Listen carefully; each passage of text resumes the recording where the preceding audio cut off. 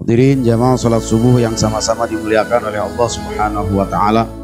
Puji dan syukur kita senantiasa kita panjatkan kehadirat Allah atas segala limpahan rahmat dan karunia-Nya kepada kita, di mana alhamdulillah sampai saat ini, sampai detik ini Allah Subhanahu wa taala masih memberikan kesempatan hidup kepada kita, dibarengi dengan nikmat sehat dan juga nikmat sempat ya. Tentunya setelah nikmat iman dan nikmat Islam yang paling berarti bagi kehidupan kita tentunya. Mudah-mudahan Allah Subhanahu wa taala senantiasa memberikan keistiqomahan kepada kita untuk terus mengilmui keislaman kita dan berupaya maksimal mujahadatun nafsi untuk mengamalkan ilmu yang telah kita miliki tentunya.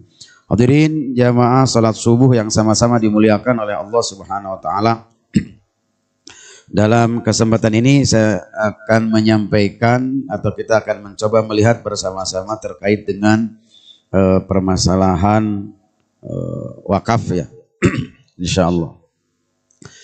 Terkait dengan permasalahan wakaf ini saya mencoba memunculkan beberapa permasalahan yang ada kaitannya dengan wakaf ini. Pertama, masalah yang ada kaitannya dengan hakikat daripada wakaf itu sendiri gitu. Apakah wakaf itu sama dengan hibah atau tidak misalnya? Ya, hakikat wakaf itu seperti apa? Apakah misalnya wakaf itu setelah seseorang mewakafkan sebidang tanah misalnya, apakah maknanya itu adalah naqlul milki, pemindahan kepemilikan, sehingga tanah yang diwakafkan misalnya menjadi hak milik lembaga yang diberikan wakaf tersebut, atau seperti apa gitu. Nah, maka terkait dengan ardi Khaybar, bukan Ibni Umar tapi Umar, Ibni Umar menceritakan tentang Umar gitu. Umar mendapatkan sebidang tanah di Khaybar gitu. Kemudian berkata kepada Rasulullah, "Ya Rasulullah, asabtu ardan di Khaybar, lam ubsib malan qattun anfas indi minhu." Aku mendapatkan sebidang tanah di Khaybar dan aku tidak pernah mendapatkan sebidang tanah yang lebih baik daripada yang aku dapatkan ini. Kemudian kata beliau, "Fama ta'muruni?" Apa yang engkau perintahkan kepadaku? Apa yang harus aku lakukan dengan tanah ini? Maka kata Rasul, "In syi'ta habbasta aslaha wa tasaddaqta biha." Fatasaddaqa biha Umar. Gitu. Bahwa menghabiskan aslinya, benda yang diwakafkannya bukan, tapi menghabiskan manfaatnya silahkan. Sehingga kalau dijual habis benda yang diwakafkannya, tanah yang diwakafkannya. Kemudian juga wala tuhabu, juga tidak boleh dihibahkan. Kalau dihibahkan juga hilang gitu, benda yang diwakafkannya itu. Kemudian wala turasu, tidak boleh diwariskan. Sebab kalau misalnya diwariskan berarti harta tersebut yang diwakafkan itu maknanya pindah kepemilikannya. Padahal wakaf itu bukan memindahkan kepemilikan, tapi memberikan hak guna pakai, hak pemanfaatkan, bukan mengalihkan hak miliknya. Nah, maka dengan demikian, maka hakikat daripada wakaf ini adalah memindahkan hak untuk memanfaatkan, bukan hak milik.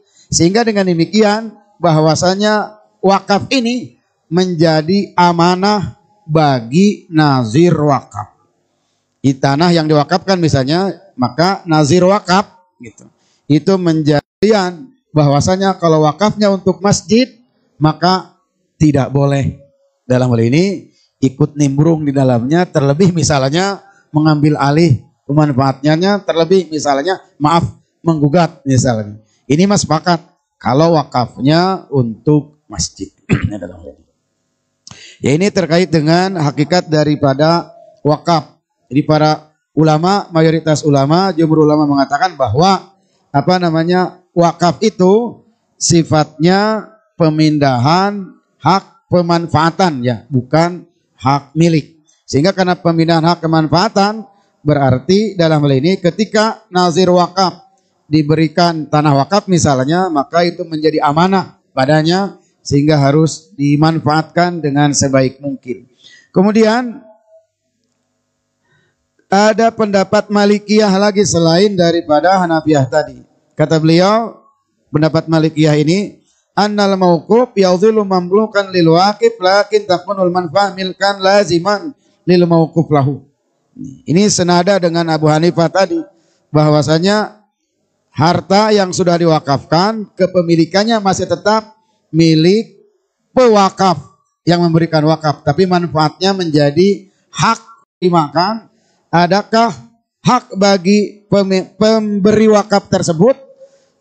Misalnya hal yang tadi masalahnya, apakah boleh yang memberikan wakaf kemudian mengambil wakafnya kembali? Di sini dijelaskan bahwasanya la yajuzu ar-ruju'u anil waqfi wa yakhudul mauquf. Bahwasanya tidak dibolehkan mengambil wakaf kembali atau membatalkan wakaf tersebut. Di orang yang telah memberikan wakaf, maka itu menjadi lazim baginya tidak boleh mengambil wakaf lagi dan tidak boleh dia membatalkan wakaf tersebut. Nah, ini juga diambil oleh Mesir dan dijadikan wakaf dijadikan undang-undang wakaf untuk negara Mesir. Nah, di sini ada beberapa penjelasan terkait dengan mazhab yang 4 ini, diantaranya kata Abi Hanifah, al-waqfu inda Abi Hanifah jaizun ghairu lazimin yajuzu ruju'anhu fa huwa tabarru'un ghairu lazimin illa fi ma istasna'u sabiqan gitu. Bahwasanya tetap kalau Abu Hanifah berpendapat seperti yang tadi gitu. Bahwasanya orang yang sudah memberikan wakaf dia boleh membatalkan wakafnya dan mengambil kembali kecuali pada masjid tadi ya, ketika memang misalnya masjid, wakafnya untuk masjid, maka tidak boleh ya, dalam hal ini diambil lagi. Nah, kemudian terkait dengan hal ini juga lagi-lagi pendapat Syafi'i dan Hambali, maka tetap pada pendapat yang tadi bahwasanya kalau seseorang sudah mewakafkan sesuatu, maka dia tidak ada hak apa-apa lagi padanya gitu. Terlebih harus mengambil lagi harta atau benda yang sudah diwakafkannya, sudah bukan hak miliknya lagi. Kalau pendapat Malikiyah di sini dikatakan insaha lazima wa la yatawaqqaf ala hakim hatta law lam yujuz lam yaqdi hatta walau qala al-waqif walil khiyar gitu. Bahwasanya dalam hal ini kata Malikiyah sependapat dengan Syafi'iyah dan Hambaliyah tadi, bahwasanya tidak boleh kembali gitu. Tidak boleh kembali daripada wakaf yang telah ia lakukan dan telah diserah terimakan kepada nazir wakaf tadi. Kemudian permasalahan yang lain terkait dengan hak daripada pemberi wakaf itu, misalnya apakah boleh bagi pemberi wakaf itu untuk menggantikan nazir wakaf? Apakah boleh untuk menggantikan nazir wakaf? Maka di sini dijelaskan bahwasanya la yajuzu lil waqifi istibdala an-naziri, bahwasanya dibolehkan bagi pemberi wakaf untuk mengganti nazir wakaf, dan juga dibolehkan bagi pemberi wakaf untuk mengganti kemaslahatan yang diinginkan oleh pemberi wakaf. Misalnya tadinya untuk pendidikan mau dirubah untuk misalnya masjid, itu boleh saja gitu. Bagi pemberi wakaf tersebut boleh. Kapan dibolehkan bagi pemberi wakaf untuk mengganti nazir wakaf misalnya? Maka bagi pemberi wakaf dibolehkan untuk mengganti nazir wakaf itu apabila nazir wakaf tersebut tidak melaksanakan amanah wakaf yang dititipkan atau diamanahkan kepadanya gitu. Misalnya dalam hal ini kata pemberi wakaf, ini saya wakafkan untuk pembangunan masjid, ternyata tidak. Atau misalnya ini untuk pendidikan, ternyata tidak misalnya. Nah, maka dalam hal ini pemberi wakaf boleh mengganti nazir wakaf itu. Kemudian kemana mengganti nazir wakafnya? Kalau emang sudah melalui badan wakaf tadinya, nah maka melalui badan wakaf lagi. Dikatakan ada badan wakafnya dalam ini. Kalau misalnya sudah melalui badan wakaf, maka melalui badan wakaf lagi untuk diganti nazirnya. Kemudian siapa yang boleh menjadi nazir wakaf itu? Boleh nanti misalnya badan wakaf yang menentukan, atau misalnya pemberi wakaf sendiri yang menentukan. Baik sifatnya lembaga atau sifatnya perorangan. Gitu. Kalau sifatnya lembaga berarti bahwasanya yang berhak untuk memanfaatkan benda atau barang yang diwakafkan itu adalah lembaga tersebut. Kalau misalnya kepada perorangan berarti yang berhak untuk menggunakan barang atau benda yang diwakafkan itu adalah orang tersebut. Misal saya punya lembaga tahfidz Quran. Kemudian datanglah seseorang mewakafkan tanah ke saya. Saya yang dijadikan sebagai nazir wakaf untuknya. Dari dia dijadikan sebagai nazir wakaf. Kemudian kata dia, saya wakafkan tanah ini untuk Anda demi kepentingan ma'had tahfidz Quran ini. Gitu. Maka saya yang berhak untuk memanfaatkan itu dengan catatan saya menggunakannya untuk lembaga tahfidz Quran tersebut. Kemudian misalnya dalam hal ini, bolehkah mengembangkan harta atau benda yang diwakafkan itu? Bisa sebidang tanah diwakafkan untuk membangun ma'had tahfidz Quran. Misal, saya belum punya dana, belum punya modal untuk membangunnya. Misalnya mencari donatur ke sana, belum cukup katakan untuk memulai pembangunan itu. Kemudian misalnya ada peluang dan orangnya terpercaya untuk disewakan terlebih dahulu. Misalnya beberapa bulan atau 1 tahun saja, sehingga hasilnya mungkin bisa dimanfaatkan untuk membangun ma'had itu. Bolehkah seperti itu? Boleh. Gitu adalah. Di sini dijelaskannya boleh. Saya pakai kitab ini Al-Fiqhul Islam wa Adillatuh yang ditulis oleh Profesor Dr. Wahbah Zuhaili ya.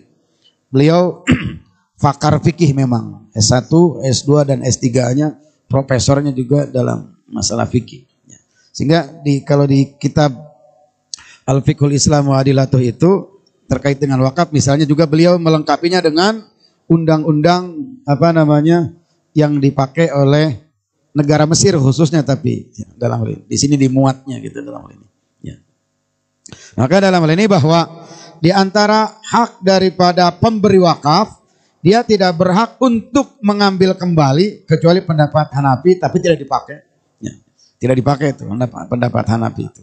Hanafi pun ada pengecualian. Kalau wakafnya untuk masjid tidak boleh diambil lagi gitu dalam hal ini. Tapi itu pun tidak dipakai gitu dalam hal ini. Dan Syafi'i atau Hambali dalam hal ini sama sepakat untuk tidak boleh lagi mengambilnya. Ataupun keturunannya misalnya menggugat nanti. Kemudian dalam hal ini juga hak daripada pemberi wakaf itu dia hanya boleh mengganti dari nazir wakaf itu. Dia boleh mengganti nazir wakaf. Itu pun kalau misalnya nazir wakafnya tidak menggunakan benda atau barang yang diwakafkan itu sesuai dengan yang seharusnya gitu dalam hal ini, sesuai dengan yang seharusnya.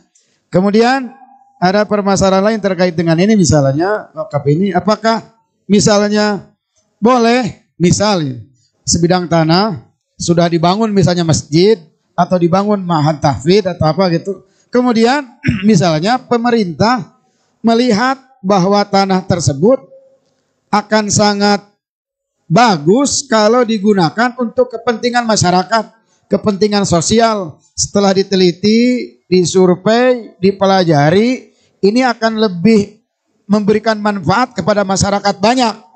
Kalau misalnya atau dibanding dengan misalnya hanya dijadikan sebagai masjid saja atau dibangun masjid saja di situ.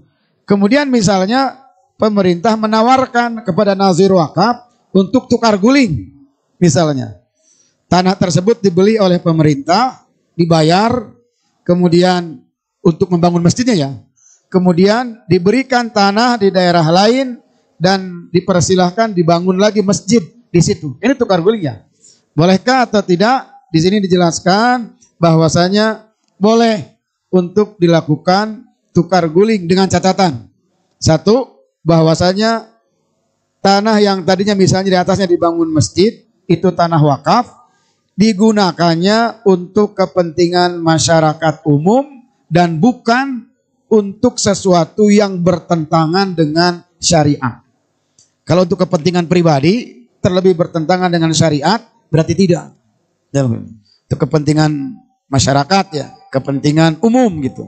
Tentunya dalam hal ini harus melalui pengkajian gitu dalam hal ini. Kemudian catatan yang kedua adalah tidak boleh penggantinya itu atau harga penggantinya itu lebih rendah dari harga pasaran gitu. Paling tidak sebanding dengan harga pasaran dibayarnya itu gitu dalam hal ini ya. Kemudian harus disiapkan terlebih dahulu tanahnya. Kemudian jangan sampai misalnya tanah yang dibuatkan untuk masjid itu terpencil di mana gitu, tidak ada masyarakatnya. Itu siapa yang mau ngisinya gitu dalam hal ini. Maka itu bisi jadi modus gitu untuk menjauhkan masyarakat dari masjid gitu. Digantuk bahkan siap dan berani membayar mahal gitu. Dengan diberikan tanah juga, tapi tanahnya gitu terpencil jauh dari masyarakat, siapa yang mau menggunakannya gitu. Padahal itu amanah dari pemberi wakaf misalnya untuk dibangunkan masjid, sehingga dalam hal ini digunakan untuk sholat, digunakan untuk ta'lim, pahalanya ngalir gitu. Kan wakaf mah semangatnya semangat untuk mengamalkan hadis Nabi, di mana kata Nabi bahwasannya idza mata ibnu adama in qata'a amaluhu illa min salasin, kan begitu ya.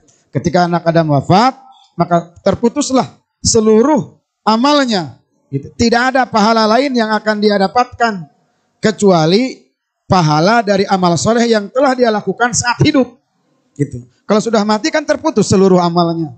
Peluang untuk mendapatkan tambahan pahalanya tidak ada. Nah, maka Nabi memberikan peluang gitu. Illa min salasin, sadaqatin jariyatin au ilmin yuntafa'u bihi au waladin salihin yad'u lahu, begitu ya. Nah, maka berwakaf ini atau bab wakaf ini sesungguhnya semangat yang harus dibangun pada diri kita adalah semangat berlomba untuk berwakaf, karena dengan wakaf itulah kita akan mendapatkan pahala yang terus ngalir. Makanya nazir wakaf harus pandai mengelola benda atau barang yang diberikan oleh pewakaf itu. Karena ini tujuannya adalah bukan duniawi, tujuannya ukhrawi, agar pahalanya bukan di dunia saja, tapi nanti setelah dia wafat pun ngalir gitu. Sehingga jangan sampai digunakan bukan untuk kebaikan. Maka kalau digunakan bukan untuk kebaikan, bisa diganti nazir wakafnya gitu. Karena nanti tujuannya adalah supaya memang pahalanya ngalir gitu. Sehingga kalaupun misalnya boleh ditukar guling, maka syaratnya ketat, tidak asal tukar guling, tidak asal harganya sesuai terlebih tinggi gitu. Tapi dilihat untuk pemanfaatannya itu gitu. Kemudian juga misalnya dalam hal ini sekarang mungkin ada istilah wakaf tunai ya, wakaf tunai dalam bentuk uang kan. Tapi dalam ini maksudnya bahwa misal ada yang melelang tanah untuk pembangunan masjid atau untuk pembangunan pesantren, dibutuhkan tanah 2 hektar misalnya. Per meternya misalnya 500.000 misal, atau per meternya misalnya 5 juta gitu. Dilelanglah ke masyarakat. Siapa yang mau berinfak tanah untuk pembangunan pesantren, per meternya sekian, kan uang yang diambilnya, uang yang distornya. Tapi sesungguhnya bukan menginfakkan uang pada hakikatnya, tapi dia menginfakkan tanah, tapi dia ikut membeli tanah itu gitu. Bisa oke deh, saya beli 10 meter berarti kali 5 juta sekian lah gitu kan. Ditransfer lah, nanti dikumpulkan, setelah terkumpul dibelikanlah tanah 2 hektar misalnya. Boleh jadi yang berwakaf di tanah 2 hektar itu bukan hanya 2 atau 3 orang, boleh jadi banyak orang gitu dalam ini. Sehingga dalam hal ini di satu bidang tanah itu dalam ini ada yang musyarakah berbarengan di situ memberikan wakafnya gitu. Sebab kalau misalnya mungkin oleh sendirian akan berat, ya mungkin itu mah teknis ya. Dan itu adalah bagian daripada cara memberikan peluang kepada masyarakat, kepada kaum muslimin, terlebih yang agnia misalnya, untuk bisa berwakaf gitu. Kalau sekaligus sendirian 2 hektar kan berat juga gitu. Tapi kalau misalnya barang-barang seperti itu ya, tanpa mengurangi pahala wakaf ya tetap dalam hal ini. Itu wakaf bisa misalnya dengan cara seperti itu. Oh ini mah bukan tanah, tapi langsung aja uang untuk misalnya pembangunan sekolah, pembangunan pesantren misalnya begitu dalam Tanah mah sudah ada. Berarti kan misal nih, wakaf 100 juta misalnya, atau 50 juta. Berarti kan dia belikan barang. Dibelikan semen, diberikan pasir, nempel lah pada bangunan itu. Sehingga dia ikut berwakaf pada pembangunan masjid misalnya, atau pembangunan pesantren atau sekolah misalnya. Teknis bisa saja gitu dalam hal ini. Jadi maksudnya bahwa bayangan kita terkait dengan wakaf tidak hanya pada tanah saja. Ketika mendengar wakaf kemudian konotasinya tanah atau konotasinya rumah yang alhamdulillah misalnya lebih dari satu, kemudian yang satunya diwakafkan untuk tempat para penghafal Al-Quran misalnya. Tidak mesti seperti begitu ya. Bisa juga barengan dengan yang lain gitu dalam hal ini. Sehingga juga dalam hal ini mungkin para pengelola kebaikan itu baik di lembaga tahfidz, lembaga pendidikan, nah bisa dalam hal ini mensiasatinya mungkin seperti itu gitu. Dilelang saja kalau memang mau beli tanah, mau pembebasan tanah nih misalnya. Berapa hektar atau berapa istilahnya sebelum hektar itu apa? Aduh. Iya. Gitu. Itu ingatnya hektar aja. Ya, gawang kalau di kampung gawang. Baik ya. Ini terkait dengan pemberi wakaf gitu dalam hal ini. Nah, kemudian dalam hal ini berikutnya adalah setelah disinggung juga barusan kewajiban dari nazir wakaf itu sendiri. Ya, sebagaimana tadi sudah disinggung bahwa kewajiban dari nazir wakaf adalah al-qiyam bi-isti'mali al-mauquf fil khair li'anna al-mauquf amanatun lahu. Bahwasanya kewajiban dari nazir wakaf itu bagaimana dia memaksimalkan diri atau memaksimalkan lembaganya untuk melakukan beragam program kebaikan supaya orang yang memberikan wakaf itu betul-betul bisa maksimal gitu ya, mendapatkan pahalanya gitu. Maka dalam hal ini harus betul-betul orang yang amanah, seorang nazir wakaf itu harus betul-betul orang yang memang amanah dia gitu. Walaupun memang dalam hal ini dibolehkan misalnya memanfaatkan untuk pribadinya dan keluarganya, tapi tidak dengan cara zalim ya. Harus lebih mengedepankan bagaimana memanfaatkan benda atau barang yang sudah diwakafkan itu untuk kemaslahatan umum, untuk kebaikan, sehingga bisa menimbulkan dan memberikan pahala bagi pemberi wakafnya itu gitu. Kemudian berkaitan dengan wakaf itu adalah syigat daripada wakaf. Apakah ada redaksi tertentu misalnya untuk masalah wakaf ini? Apakah ada redaksi tertentu untuk masalah wakaf ini? Maka di sini dijelaskan bahwasannya contohnya di sini Malikiyah ya.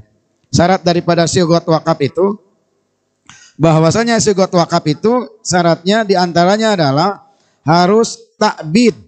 Takbid itu tidak boleh memberikan wakaf dengan jangka waktu tertentu. Misalnya 1 tahun atau 2 tahun atau 5 tahun atau 10 tahun gitu. Tapi wakaf itu harus selamanya. Itu wakaf itu harus takbid. Fala yasihul waqfu indal jumhur ghairul malikiyah bima yadulu ala ta'kid bimuddatin li'annahu ikhraju malin ala wajhil qurbah. Bahwasanya dalam hal ini menurut jumhur ulama selain Maliki, kalau Maliki membolehkan, Malikiyah. Berarti Hanafiyah, Syafi'iyah dengan Hambaliyah itu tidak membolehkan seseorang memberikan wakaf itu dibatasi waktunya gitu. Jadi misalnya dia mengatakan bahwasanya saya wakafkan tanah ini untuk lembaga pendidikan Anda selama 5 tahun. Nah, misalnya, itu tidak boleh. Gitu. Membubuhkan kalimat itu tidak boleh menurut jumhur ulama. Lepas saja. Saya wakafkan tanah ini untuk lembaga pendidikan Anda, selesai. Gitu dalam hal ini. Kalau lembaga misalnya, saya wakafkan tanah ini untuk masjid, selesai. Saya wakafkan tanah ini untuk rumah yatim, misalnya. Saya wakafkan tanah ini untuk misalnya tahfidz Quran misalnya, selesai. Tidak boleh dibatasi dengan waktu gitu. Karena wakaf itu maknanya adalah ikhraju malin ala wajhil qurbah. Ya, memberikan harta, mengeluarkan sebagian harta untuk makna taqarrub ya, kepada Allah Subhanahu wa taala. Masa taqarrub kepada Allah dibatasi waktunya? Selamanya saja. Biar gitu. Kemudian, nah, adapun Malikiyah, falam yashtaritu at-ta'bid fil waqfi wa jazu al-waqfa sanatan au aktsar li ajalin ma'lum gitu. Nah, kalau Malikiyah mah tidak mensyaratkan bahwasanya wakaf itu dalam sigotnya harus ta'bid, ya, harus selamanya. Tapi dibolehkan, kata beliau, wakaf itu terbatas waktunya. Wa ajazu al-waqfa sanatan, 1 tahun misalnya, atau lebih 1 tahun gitu doang. Summa yarji'u milkan lil waqifi aw li ghairihi. Kemudian setelah sampai pada batas waktunya, maka barang yang diwakafkan kembali menjadi milik pemberi wakaf. Repot kalau begitu memang gitu dalam hal ini. Nah, kemudian ini dipakai juga dalam apa namanya Mesir, ya, undang-undang Mesir gitu dalam hal ini.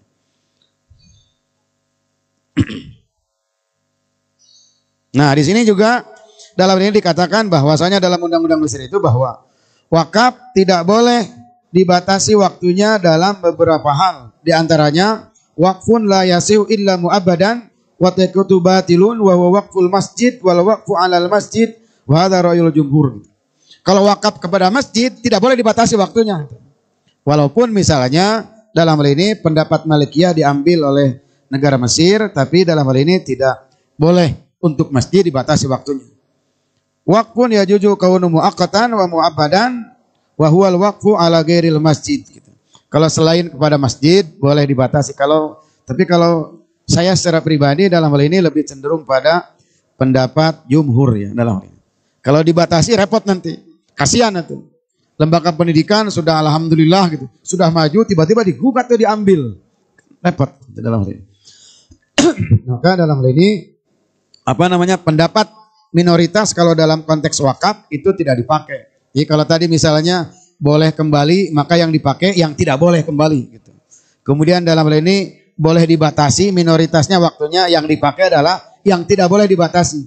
Tidak boleh dibatasi, lepas saja seumur hidup gitu dalam hal ini. Untuk wakaf ini gitu.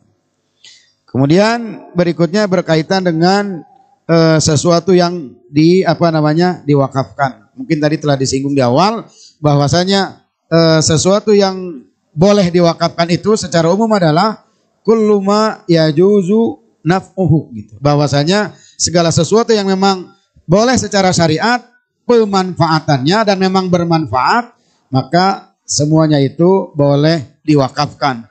Baik yang bersifat tidak bisa dipindahkan seperti tanah, atau misalnya seperti bangunan, kan tidak bisa dipindahkan gitu dalam hal ini. Atau misalnya yang bisa dipindahkan, mewakafkan kendaraan misalnya, kan itu bisa dibawa gitu dalam hal ini.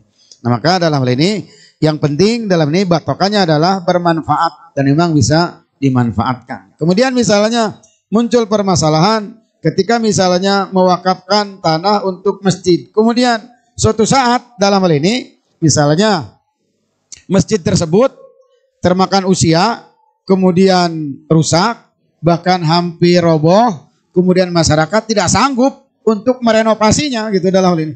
Bagaimana, apa yang harus dilakukan gitu? Apakah boleh dijual masjid tersebut, atau misalnya benda-benda yang memang masih memungkinkan untuk dijual, apakah boleh dijual sebagiannya atau semuanya? Maka di sini boleh dijual untuk merenovnya misalnya dalam hal ini. Atau kalau misalnya masyarakatnya mampu, maka berarti direnov gitu oleh masyarakatnya gitu untuk perbaikannya gitu.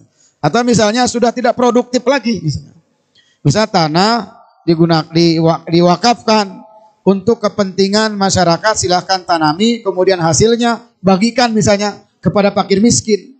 Nah, kemudian dalam hal ini sudah tidak produktif lagi untuk pertanian misalnya, sehingga nanti hasilnya dimanfaatkan untuk masyarakat miskin sebagaimana amanah dari pemberi wakaf itu. Karena tidak produktif lagi, mungkin misalnya dalam hal ini akan sangat bermanfaat kalau misalnya dijual dulu, kemudian misalnya beli lagi tanah yang lain, bisa digunakan lagi seperti yang dipesankan oleh pemberi wakaf, lebih produktif lagi. Nah, itu boleh itu dalam ini. Karena memang itu sudah tidak sesuai lagi dengan apa yang dikehendaki oleh pemberi wakaf saat ia memberikan wakaf gitu. Di dalam hal ini bahwa terkait dengan wakaf ini, hakikat makna daripada wakaf sekali lagi bukan mengalihkan hak milik dari sesuatu yang diwakafkan itu. Yang dialihkan adalah hak pemanfaatannya saja gitu. Kemudian nazir wakaf, apakah ia menjadi pemilik daripada tanah yang diberikan wakaf misalnya? Nah, maka dalam hal ini para ulama menjelaskan di sini, kalau misalnya terkait dengan nazir wakaf itu bisa lembaga kebaikan jihad khairiyah, bisa juga orang tertentu, syakhsun muayyanun gitu. Kalau misalnya diwakafkannya pada orang tertentu, berarti itu mirip dengan hibah wakaf itu. Hanya saja bedanya, kalau hibah itu penggunaannya dan pemanfaatannya dalam hal ini bebas sesuai dengan kehendak orang yang diberikan hibah itu. Misalnya saya diberikan hibah tanah 2 gawang, gimana saya aja itu. Mau ditanami atau saya jual, itu sah-sah saja. Tapi kalau wakaf tidak begitu. Gitu. Wakaf itu untuk kebaikan, dimaksimalkan untuk kebaikan. Hanya saja nadir wakafnya bukan lembaga, tapi pribadi sifatnya. Ke saya misalnya. Maka saya tidak boleh menjualnya. Saya harus memanfaatkannya untuk kebaikan. Karena tadi itu, wakaf itu tujuan utamanya dari pemberi wakaf adalah supaya dia bisa mendapatkan pahala yang mengalir. Gitu. Pada dirinya. Bukan hanya saat beliau masih hidup misalnya, tapi juga nanti saat dia sudah dipanggil oleh Allah Subhanahu wa taala gitu. Jadi boleh kepada jihad khairiyah gitu, memberikan wakaf itu. Boleh juga kepada perorangan gitu. Tapi walaupun pada perorangan, maka tentunya jangan sampai dipahami seperti halnya hibah. Kalau hibah mah berarti dalam hal ini pindah kepemilikannya, kemudian karena sudah pindah kepemilikannya berarti menjadi hak miliknya dan dia bebas untuk memanfaatkannya sesuai dengan keinginannya. Mau dibagaimanakan juga gitu. Tapi kalau wakaf berbeda. Pemanfaatannya adalah untuk kebaikan gitu dalam hal ini. Sehingga kalau tidak dimanfaatkan untuk kebaikan walaupun yang diberikan wakaf itu perorangan sifatnya, maka nazir wakaf bisa menggantinya. Bisa diambil dan dipindahkan. Gitu dalam hal ini. Kalau misalnya seperti itu. Kemudian catatan yang harus dipahami bahwa dari wakaf ini pemberi wakaf ataupun juga keturunannya tidak boleh menggugat, tidak boleh mengambil lagi misalnya tanah atau barang apapun yang memang sudah diwakafkan. Mereka tidak berhak, yang mereka miliki haknya adalah hanya mengganti nazir wakaf saja. Kemudian tidak boleh diwariskan itu dalam hal ini. Kemudian kalau misalnya wakafnya kepada lembaga, berarti kan harus ada terus generasi penerusnya. Gitu. Kemudian bagaimana kalau misalnya untuk mengantisipasi tidak ada generasi penerusnya, maka dalam hal ini dibolehkan membuat semacam kalau perjanjian itu klause ya dalam hal ini. Misal ketika memang sudah tidak ada lagi regenerasinya, maka tanah ini misalnya saya wakafkan kepada definitif kepada sepulan misalnya, si A, si B, si C. Menjadi pindah dari lembaga misalnya kepada perorangan nazir wakafnya untuk mengantisipasi itu ya. Dibolehkan saja seperti itu gitu. Walau alam barangkali ada yang diseringkan, silahkan dari masalah wakaf ini. Bismillah.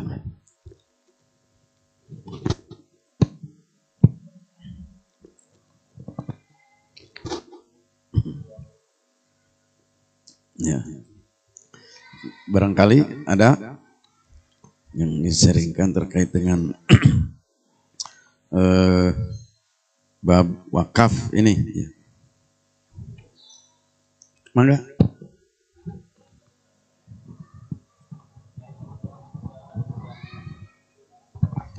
Sekarang kan sedang mulai ramai tadi terkait dengan salah satunya wakaf Al-Quran. Ya.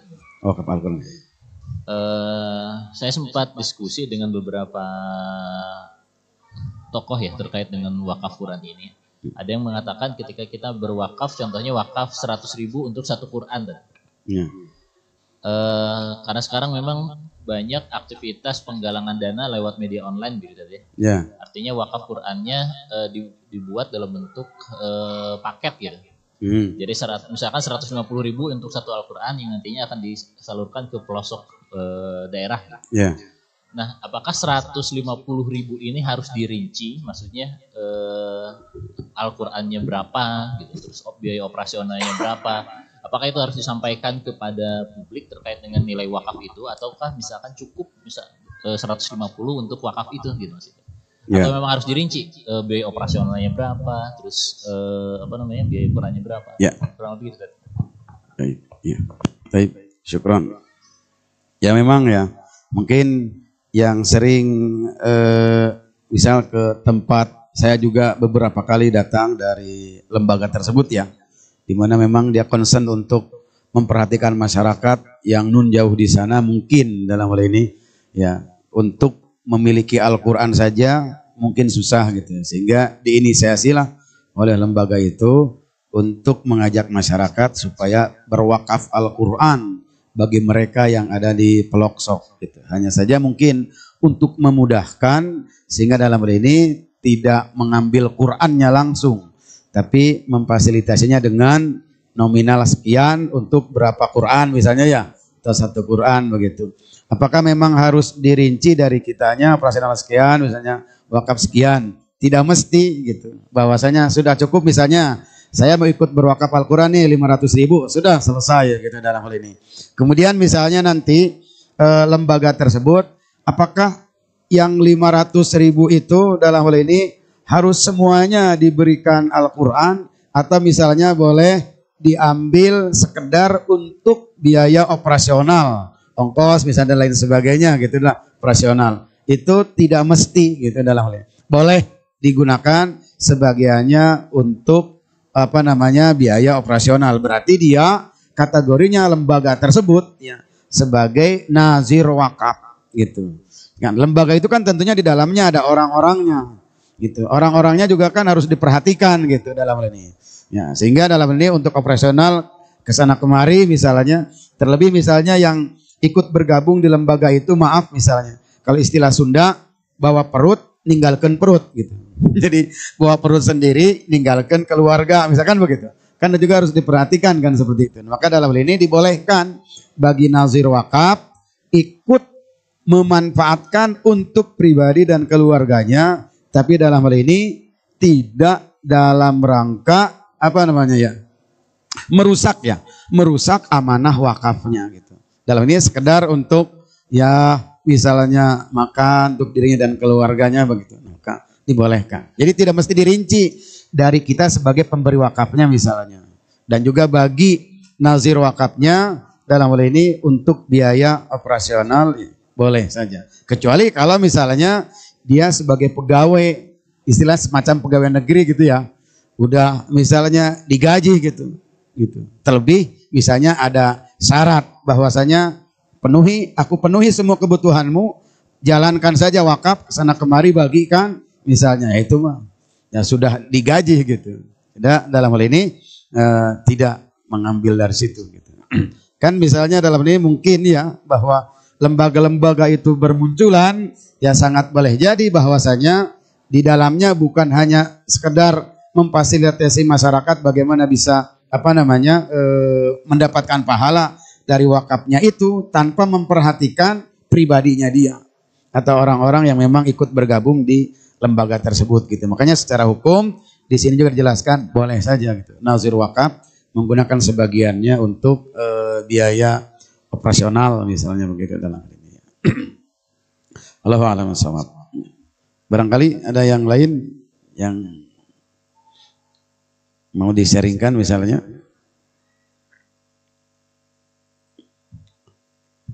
Ya, ada?